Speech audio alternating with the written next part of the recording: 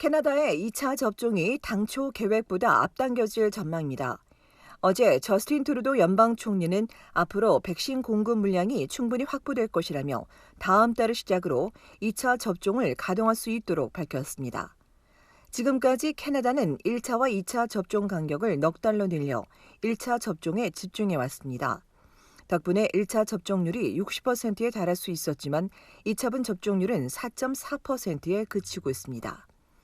50%인 미국과 비교하면 크게 낮은 수준입니다.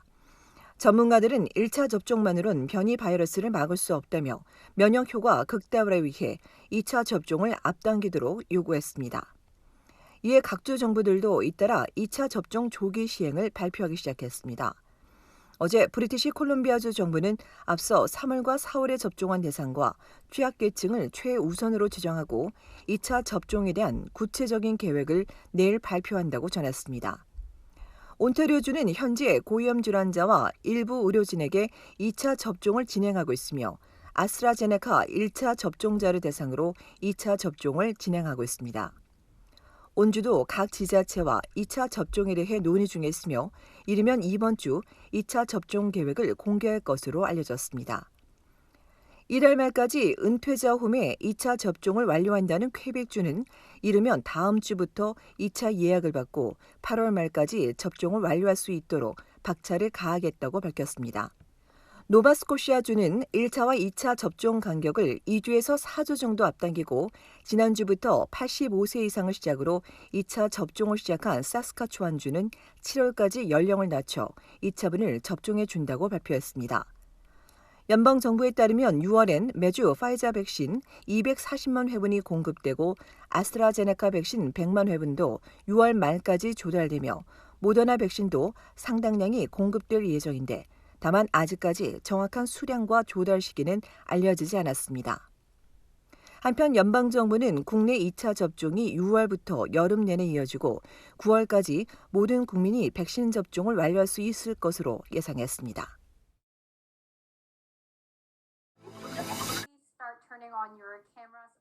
캐나다 한인 장학재단이 장학금 수여식을 진행했습니다.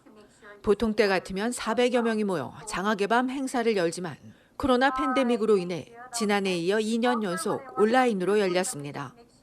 지난주 진행된 장학금 수여식에서 필립조 이사장은 재단 장학금의 의미를 전하며 장학생들을 축하했습니다.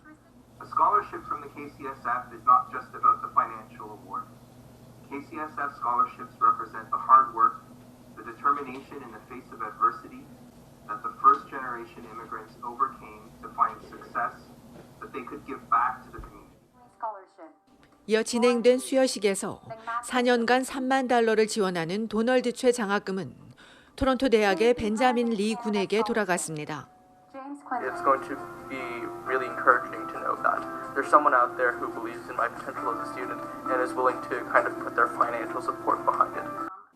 이외에도 4년간 $10,000가 주어지는 김병극 장학금과 김남수 가족 장학금, 성엔 해김 장학금, 엠바이로 버섯 장학금, 일반 장학금 등이 주어졌습니다. 장학생들은 기부자와 재단에 감사를 전했습니다. It is so encouraging to know that the Korean community creates such a supportive environment for their students. 이날 기조연설에서 욕대학의 앤김 박사는 자신 또한 이 재단에서 장학금을 받았었다며 어릴 적 이민와 한국계 캐나다인으로 성장한 경험을 나누며 우리 장학생들이 한인 사회에 동참하고 기여하기를 바란다고 말했습니다. 이날 조 이사장과 김 박사는 반인종 차별을 지적하며 우리 학생들도 대응해야 한다고 강조했습니다. 온라인으로 진행된 수여식은 장학생들의 기념사진 촬영으로 마무리됐습니다. 기부자들의 든든한 지원 덕분에 장학재단의 장학사업은 코로나19에도 계속 이어졌습니다. 얼티비 뉴스 손희정입니다.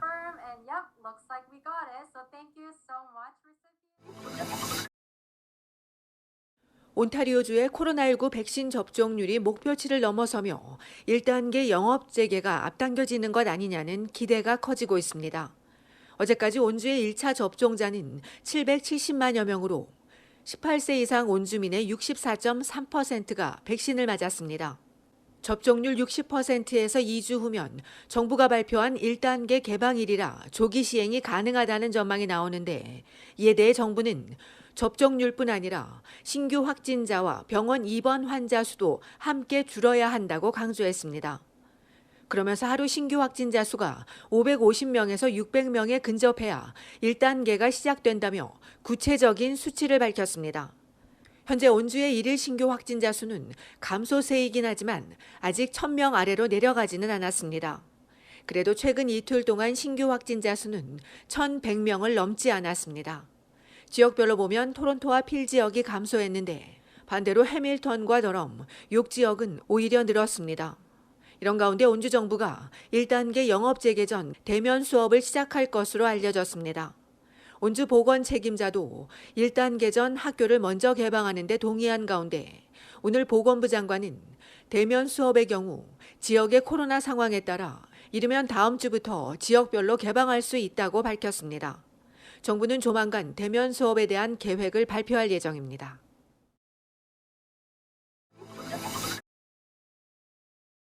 브리티시 컬럼비아주 정부가 4단계 방역 규제 완화 계획을 발표했습니다. 서킷 브레이크가 종료되는 어제부터 1단계가 시작돼 야외에서 최대 10명, 실내 5명까지 모일 수 있고 식당의 실내외 영업도 한 테이블에 최대 6명까지 가능합니다. 결혼식 등은 야외 50명, 실내 10명이며 종교 집회도 인원 제한 상태에서 허용됩니다. 6월 15일로 예상되는 2단계에서는 야외 모임 50명, 결혼식도 실내 50명까지 가능하며 주내에서의 비필수 여행이 허용됩니다. 실내 고강도 그룹 수업이 가능하고 실내 팀 운동은 무관중, 실외는 관중 50명까지, 극장과 연회장도 안전수칙 내에서 열 수 있습니다. BC주 성인의 70%가 1차분 접종을 마치는 7월 1일부터는 3단계 시작으로 마스크 착용이 의무에서 권고로 조정되고 나이트클럽과 카지노도 개방됩니다. BC주 정부는 9월 7일부터를 4단계로 예상했는데 이때는 마스크 착용은 자율 선택으로 콘서트 등 대규모 행사와 스포츠 경기도 제한 없이 관중을 받을 수 있을 전망입니다. 다만 정부는 변이 바이러스 상황에 따라 일상 복귀 계획은 변할 수 있다고도 덧붙였습니다.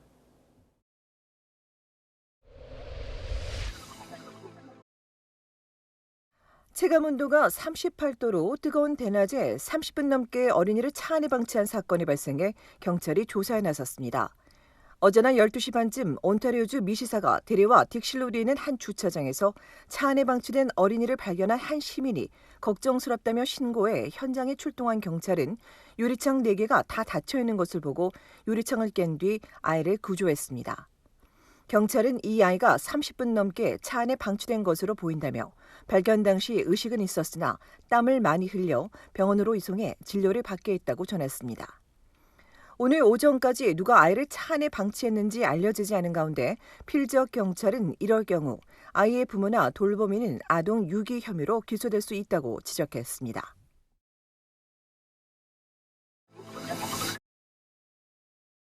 온타리오주에서 아스트라제네카 백신 관련 첫 사망자가 나왔습니다.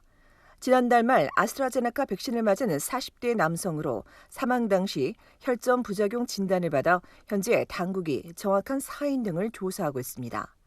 어제 정부는 이 사망 소식을 전하면서도 아스트라제네카 백신의 혈전 부작용 사례는 6만 명 중 1명꼴로 매우 드물다며 접종을 꺼리지 말 것을 강조했습니다. 온주 정부에 따르면 지금까지 온주에서 확인된 혈전 부작용 사례는 총 16건입니다. 현재 온주에선 아스트라제네카 백신의 1차 접종이 중단되고 2차 접종이 진행 중인데 어제 시작된 2차 접종에서 수많은 대상자들이 접종소를 찾지 못하거나 백신 부족 사태가 발생하자 접종자들은 정부의 준비 부족을 지적하며 불만을 쏟아냈습니다. 이에 정부는 대다수 약국에서 접종 대상자들에게 연락을 취할 것이라며 하루나 이틀 기다려주고 향후엔 예약 사이트에서 가능하도록 조치하겠다고 전했습니다.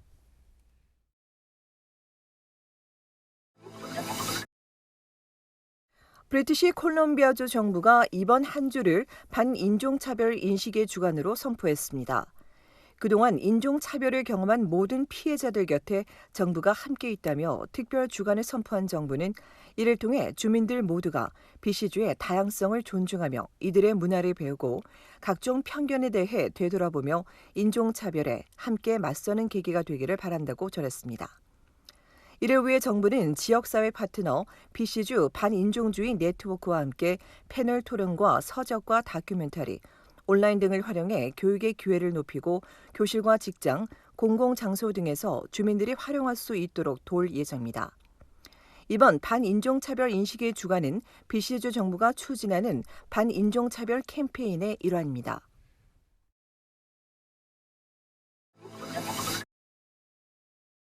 일과 삶의 균형이 높은 도시 순위에서 온타리오주 오타와시가 캐나다 1위를 차지했습니다. 다음은 브리티시 콜롬비아주 밴쿠버가 2위, 알버타주 캘거리와 온타리오주 토론토 순이며 전 세계 50개 도시 순위에서 오타와가 6위를, 밴쿠버 8위, 캘거리와 토론토는 각각 13위와 14위를 기록했습니다. 이번 조사는 원격 작업과 최소의 휴가일, 실업, 유급 휴가휴직 이외에 보건의료 지원과 도시생활, 웰빙 지수와 야외 공간, 대기질과 코로나 지원 등의 항목을 점수를 매겨 순위를 결정했습니다. 한편 전 세계 상위 도시는 핀란드의 헬싱키와 노르웨이 오슬로, 스위스의 쭈리히, 스웨덴의 스톡홀름, 덴마크의 코펜하겐 순입니다. 또 다른 조사에서 한국은 노동을 강요하는 과로 분야에서 50개 도시 중 5위에 이름을 올렸습니다.